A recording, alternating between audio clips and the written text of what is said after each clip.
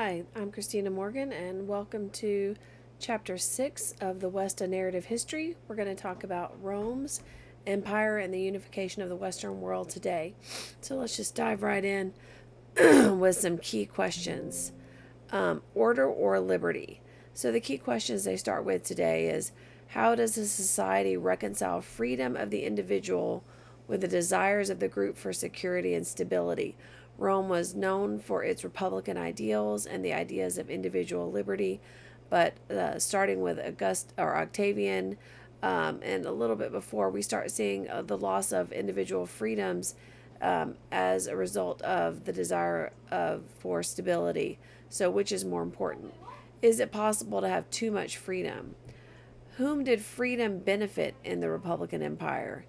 And was the tyranny of the emperors preferable to the chaos engendered by the Republic in its final century? So, which do people prefer? Do they prefer freedom or stability? And we'll see. That is a picture of one of the buildings that survive in Rome. Okay. The Altar of Peace is one of the surviving, not statues, but buildings that we have. It's erected around 9 BCE to commemorate the Pax Romana, which is the Great Roman Peace. It shows Octavian and his family in procession, and the style so brilliantly synthesizes the Greek idealism with Roman realism that is an inspiration in art for centuries to come. So this idea of they're sacrificing for peace, and they're sacrificing a lot of things, but mostly they're sacrificing the Republican freedoms. Octavian claims that he restores the Republic, but actually he eases Rome into a period of monarchy. And Tacitus, a Roman historian, says the victim of the altar of peace was freedom. So there is an idea that freedom was sacrificed in the name of peace. In the Augustan era, and we're going to use those terms a little bit interchangeably, Octavian was his first name, and then he becomes Augustus a little bit later on. So historians they generally refer to him as Augustus. We're calling him Octavian now because historically in our chronology that we're at now, he hasn't taken the name Augustus. So if I slip up and call him Augustus, I apologize. But Octavian and Augustus, same person. Remember that the Romans, drawing on the traditions of the foundation of their republic, had instinctively feared control by a monarch. It was something they swore they would never have again, no more kings. But there were new pressures that had arisen in those past several centuries that made some of them feel like a monarch was the only possible solution. And part of it might have been the way they had limited the terms of some of their positions. It made for a lot of constant changing of political offices. It made it very difficult to have a stable government. Remember that whoever had the strongest army was who was taking control. And so there was this constant change. It was a battle of generals. And so there was a lot going on as far as constant upheaval. So was it possible to have the illusion of a republic with all the real power deposited in the hands of one man? And Octavian is going to make this happen. And we call this the invisible monarchy. When Octavian comes back to Rome after defeating Antony and Cleopatra, he has this daunting challenge of how to restore or recreate stability while avoiding the fate of his adopted father, Julius Caesar. So if you remember, Caesar was assassinated because they were afraid he was going to create a monarchy or have too much power. So he wants to, learn from the mistakes of his adopted father. He knows the salvation that he provided by conquering Antony and Cleopatra would be short-lived without fundamental change. But he's also acutely aware that making changes can be seen as a threat to the Republic. So how does he balance the need for change with the perceived threat of change? So he officially hands power back to the Senate, but they grant him powers and titles that give him all the power to rule the empire. So they have nominal power, but he has the actual power. And through the series of experiments and the good fortune of living a long time, Octavian crafts this new and unusual solution to the problem, preserving the form of the republic while absorbing the real power into himself. So again, you have a lot of the trappings of the republic. You have the positions and the titles that people have. They have the name of the important authorities, but the real power and decisions are being made by one man, and they create new positions and new titles to make sure all the power and decisions are concentrated in the hands of one person. Augustus is the new name that he gives, which I mentioned earlier, and he exercises the imperium, so he has the military command that is greater than anyone else's in the state. So now, while there may be other military commanders, he has the most highest military command. And as holder of this imperium, he is an emperor, and he is acclaimed as the princeps, or the first man of the state. So this is where we get our words principate and emperor. He believed that Romans would accept a principate, or rule by one man, if it brought peace and prosperity, and the prince preserved the illusion of the republic. So as long as there was a period of peace and people were doing well financially, and it wasn't obvious that it was a monarch, Augustus felt like people would be happy with this rule by one man. Despite these obvious powers that he had, he very purposely avoids the appearance of a monarch. He does not parade his authority around. He appears to value the opinions of his colleagues in the Senate. And he's always very careful to find a Republican justification for his power, privileges, and authority that he quietly amasses behind the scenes.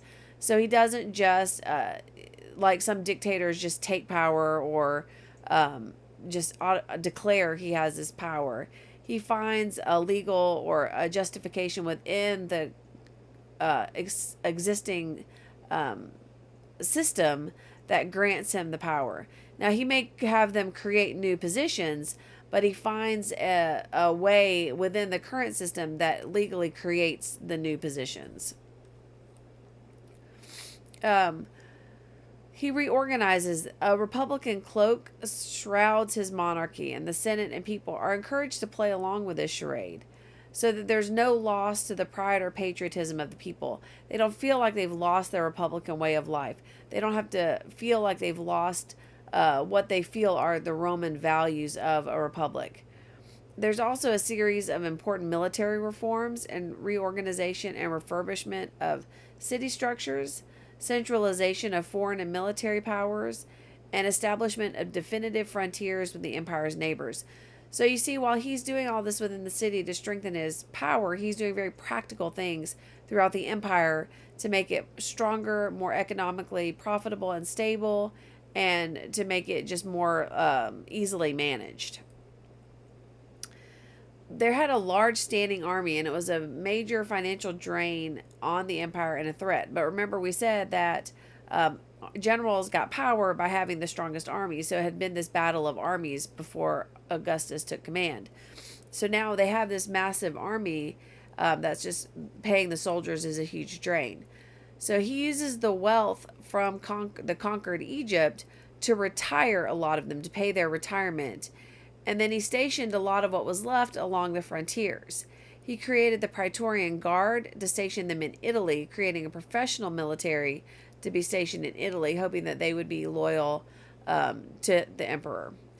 The legionnaires, the soldiers, they had tours from 16 to 20 years, and there were benefits. Like today, we have a professional military, and there are benefits when you retire that came with after giving your professional service. Then they also had auxiliaries that supplemented these troops because, again, he reduced greatly the size of the military. These auxiliaries added less expensive troops, and they came from the provinces, and they offered citizenships to people from the provinces. So it's sort of comparable to our National Guard versus the regular army. So people from the local area would join the military in times of need. They would support the military in their local area. And if they served a certain amount of time and fulfilled their obligation, they would have citizenship at the end. And the nice thing about this from their point of view is that made their children citizens, which allowed them to join the regular army as legionnaires, or just gave their children a status as citizens of Rome. Now, Rome at this time is really more a confederation of city states, and most of the governing is done locally. Communication is slow. It's done the fastest is along the waterways. They do have a series of roads, but that the Roman army constructed in the early days of the Republic. Augustus uses the army to extend the roads, but there's no real fast communication to send orders to govern the empire from Rome to outside the empire. So most of the government governing is left up to the local areas. A lot of military camps become thriving cities, and they expand the Latin language and culture into these provinces and provincial areas that they're guarding or shoring up as far as security. Part of a soldier's income is banked aside for his retirement, and many of these soldiers end up retiring into the areas in the frontier areas that they had been assigned. So they marry into those local areas and they start businesses in these local areas where they had been assigned. So it spreads the Roman culture into these areas. It kind of creates this intermixing. He also developed or created expanded schools and opportunities for political participation. This Romanized the elite and fostered loyalty in the provinces, and it created a common culture among all of the Roman Empire. The cities throughout the empire were similar, with temples, arenas, theaters, schools, monuments, baths, and public buildings, and many of these were sponsored or financed by Augustus and his successors. They all had a council of local leaders, and they also underwrote buildings, festivals, and other amenities. So all of these city-states had a very similar structure, organization, and way that they functioned. However, many places this was sort of just a veneer or a fine layer that was just put on top of their native culture.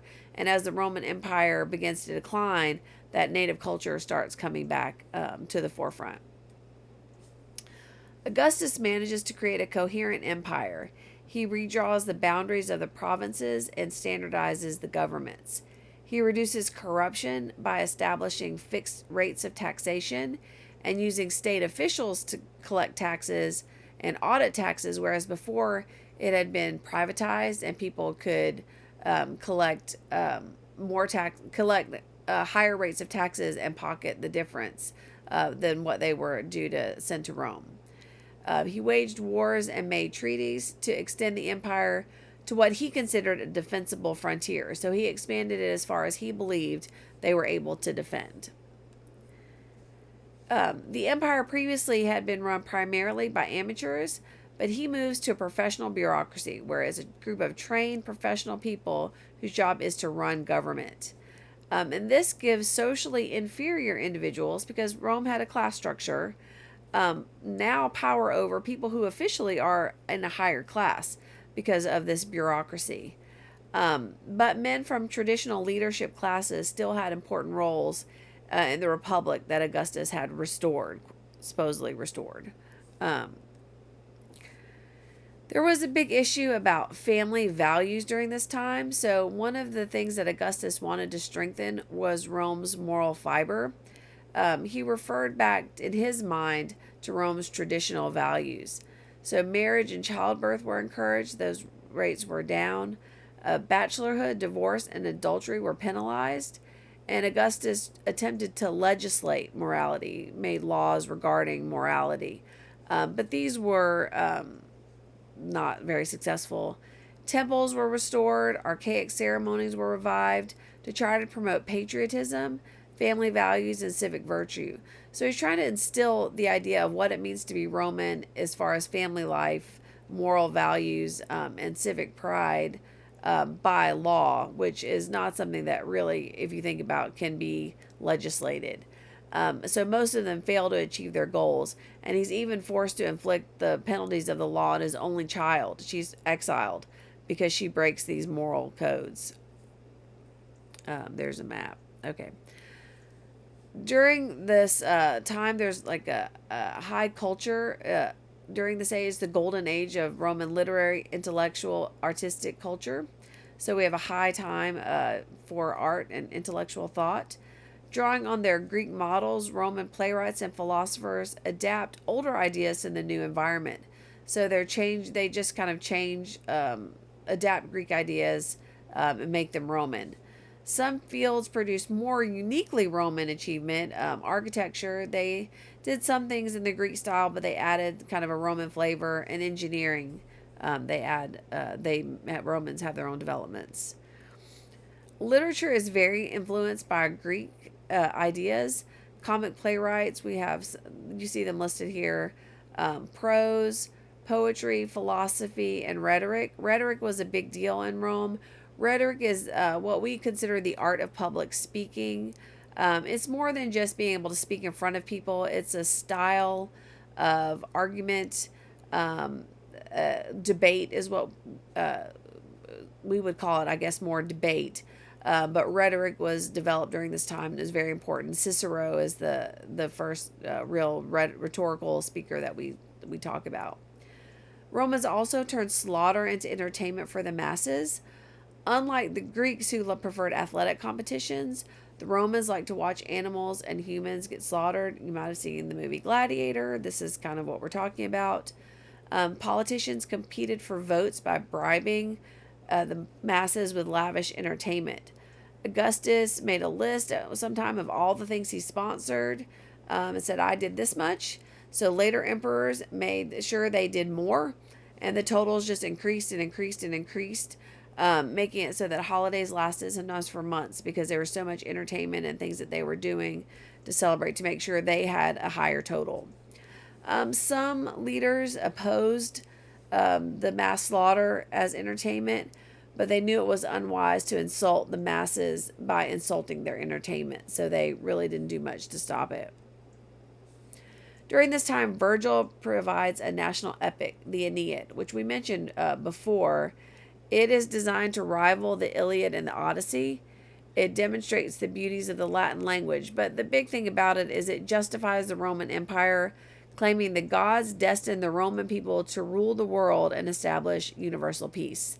So much like the Iliad and the Odyssey sort of defend Greek life and explain why they're important, the Aeneid is sort of this important definitive work of Roman thinking. Horace, Ovid, and Livy are other great writers during this time. Augustus patronizes poets, historians, and artists as part of an effort to demonstrate the glories of the peace and security he's provided. He also wants to teach this Romanatus idea, which is the idea of what it means to be Roman. Roman values, Roman patriotism, Roman pride, Roman culture. It's when you put it all together, and to make a Roman, you have Romanatus. And you want that to spread, this idea of Romanatus. So, okay. Augustus leads Rome for 40 years, and even though the monarchy is technically invisible, Augustus is laboring throughout his life to pass the power down to a natural heir if possible. And he tied it to his great estate because he financed a lot of things from his personal money, like lots of things I don't even know how much money he had because of how much he gave to the government to fund just massive amounts of financial projects. By the time he died in 14, there were very few Romans left who had experienced life under the old republic. So by the time he died, pretty much no one remembered what it was like before they had this idea of the invisible monarchy where all the power was concentrated in the hands of one person. So that was one thing in his favor of passing the power along. But still, he had taught everybody Romanatus, which is the idea, part of that idea would have been Republican ideals. Because no one wanted to return to the past with that chaos of civil war, hereditary monarchy seemed the only option. The problem is there's a risk when you make it hereditary because there is no guarantee that the person who inherits the throne is competent. You can't guarantee that just because you're the son or a daughter of a good monarch, that gives you some innately great qualities of your own. So there was a fear that making it hereditary would lead to some bad leadership. And we'll see, it does lead to bad leadership. So the first empire we have are the Julio-Claudians, and this is Augustus. The soundness of Augustus's principate was proven by the soundness of its surviving next four members. Was proven by its surviving the next four emperors. Two were generally thought to be insane, Caligula and Nero. Tiberius, it says he's thought to be malicious and uninterested in government, and only one was thought to be moderately competent, Claudius. But it still survives four emperors, only one of which is even considered halfway decent. Augustus only had a daughter and had two grandsons died. So he had to convince his stepson, which is Tiberius, to divorce his wife that he loved and marry Augustus's daughter Julia in order to become his heir. Tiberius was an experienced, competent leader, and initially he tried to follow Augustus's example, but he just really wasn't interested in the trappings of society and creating the illusion of the republic. He just wasn't interested. He didn't have good social skills. He wasn't a tactful person. Eventually he tires of the illusion and he just moves to an island of Capri. And so now the senators don't have that illusion of power because he's not consulting anyone. He's not even pretending to consult them the way that Augustus did. He's not giving them that show of authority that they used to have. But they have lots of responsibility. And ultimately, if things go bad, they're the ones stuck there taking the fall for if his policies don't work out well. But Tiberius may have failed at public relations, but he was a good government leader. But efficiency, economy, and responsibility failed to equal popularity. He wasn't a popular leader just because he was good at running the government. Tiberian had to pass his reign on to his grandnephew, Caligula. Initially, he was popular, but in the end, he's remembered as one of Rome's worst emperors. He's reported to have been insane. That may or may not be true. He was assassinated along with his wife and his son. The Senate thought they could regain control after his death, but the Praetorian Guard proclaimed his uncle Claudius the imperator. Claudius was a scholar and an author, but he was also the conscientious leader that the empire needed. He financed new colonies and public works. He had an extensive knowledge of the law that he put to work in the courts. He rebuilt the port at Ostia, which is at the mouth of the river that leads up to the city, so it was very important. He inaugurated a campaign that added Britain to the empire. So he did a lot of really good, important things for Rome. And he created two potential heirs, a son and a stepson, as well as a regent in his wife Augusta. So he had three potential people in place to rule the empire after his death. This doesn't say Nero at the title, but Nero is the one that actually succeeds him, and he is seen by history as insane. He accused of the murder of many different people, including much of his family and many Christians. He desired to lead as a poet, not a military leader. He copied the Greeks in dress and style and language, and he tried to influence the masses to do the same. His neglect of the army and of the empire's needs triggered a revolt against him. And in the end, he committed suicide, in which he said, "How great an artist dies with me." So obviously he saw himself more as an artist than a leader. And with that, this empire comes to an end. There's a short civil war, and Vespasian restores order in 69, establishing a new dynasty, the Flavian dynasty. He realized the importance of the army and how they had the ability to affect the rule of the imperator. So he broke up large troop concentrations and frequently moved them so that they couldn't gain loyalties to their leaders. They would stay loyal to the emperor. He encouraged Romanization of the provinces and promoted provincial leaders to the Senate and added them to his administration. So it's more like, everyone has representation in the government so that they felt more a part of the Roman Empire, which would again lead them to be more loyal to Rome. He created a budget based on the census that estimated income from the taxes. So that made Rome more fiscally sound. He funded construction of roads, bridges, public buildings. He added a new temple to Jupiter and the Colosseum. Vespasian is succeeded by his sons Titus and Domitian. Titus was groomed for the position. He didn't really do a lot. The most thing his empire is known for is the eruption of Vesuvius, Mount Vesuvius, and that leads to the cities of Pompeii being kept in perfect condition for us to study. Then he's succeeded by Domitian, who was an arrogant autocrat who flaunted his power. He just loved that he was imperator and loved for everybody to know it and loved to do whatever he wanted to because he could. As a result, he was extremely paranoid and he executed a lot of people because he always thought everyone was out to get him.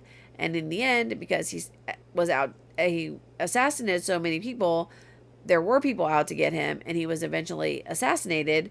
His wife helped the assassins because she was afraid that he was going to kill her. So he was eventually assassinated. This dynasty did witness several important events. The Colosseum of Rome was built, the destruction of the temple in Jerusalem, and the eruption of Mount Vesuvius that buried Pompeii, which is, again, how we know a lot about Roman life. There's Pompeii. When Domitian had been eliminated in a palace coup, the assassins turned to the Senate to elect a new emperor. And this becomes kind of a tradition on how to pass power peacefully. They turn to Nerva, who's one of their members, and this initiates the reign of 5 good emperors. And this transition is made more easily during this time because each of these 5 emperors does not have a son. The succeeding emperor would be chosen, adopted, and trained in governing, providing stability and competent leadership. So the height of the empire occurred over the course of this 2nd century. The Senator Nerva was elected to head off an army challenge. He adopts as his successor not a young child, but a 45-year-old general named Trajan. And Trajan, instead of trying to take the throne for himself, which he could have, he decides that, waiting for Nerva to die, because Nerva was older, that is a more surefire way to become imperator. And so he supports the government and keeps the other generals in line, supporting Nerva, and then waiting for his turn to become imperator. The adoption sets a precedent, and it's almost a century before an imperator produces a male heir. Each one again chooses a promising successor, and it led to the longest period of excellent rule enjoyed by the empire. Trajan was a military man who believed his job was to expand the empire.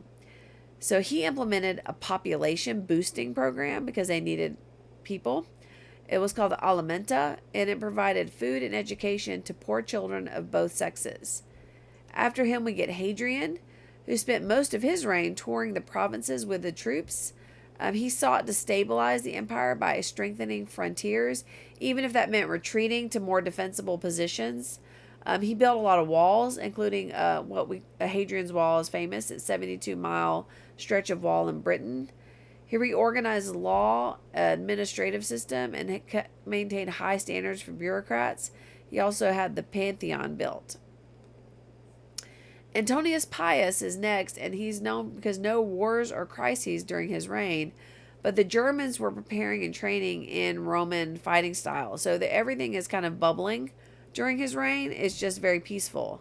But when Marcus Aurelius takes control, very shortly into his reign, the storm breaks, and that had been bubbling during Antonius Pius's reign. Marcus Aurelius was a Stoic, and he was a writer. His famous work is called Meditations. It's still read today. But his reign was a series of crises: plagues, earthquakes, floods, famines, and wars. So he dealt with nothing but crises. He was the only one of the 5 good emperors to have a son, Commodus. Okay. So with Commodus, the orderly system collapses because his son is chosen. And, we don't know that Marcus Aurelius necessarily would have chosen his own son. Like, he thought he would have been a good emperor. But unfortunately, it's just kind of the way it works, is that because it's a monarchy that he would have been chosen. So the Senate goes ahead and chooses his son because he's Marcus Aurelius' son. And after 12 bad years, he's finally eliminated, and the Senate again is looked to appoint a successor. Then we get the Severan dynasty, and then a period of 50 years in which 25 men claim the imperial title. So we call those the barracks emperors because they're a series of generals.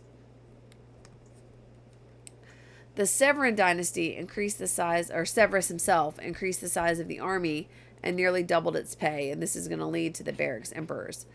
The experience of these years illustrates the importance of his advice to his son: enrich the troops and despise everyone else. Because once the troops realized their powers, it was impossible to maintain discipline. If they didn't like the commander, they would just kill him.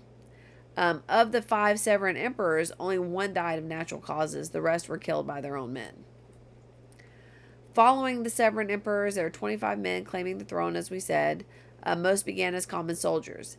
Administration languishes. Large blocks of territory in the east and west break away and set up governments of their own. So the empire is, kind of just suffering great disorganization. Okay. And this shows the imperial dynasties. This is just a timeline. So what was life like during this imperial environment? Well, geography helped the Romans. The frontier was long and needed little defense. They were abundantly supplied with natural resources, and the regions could supply their own necessities.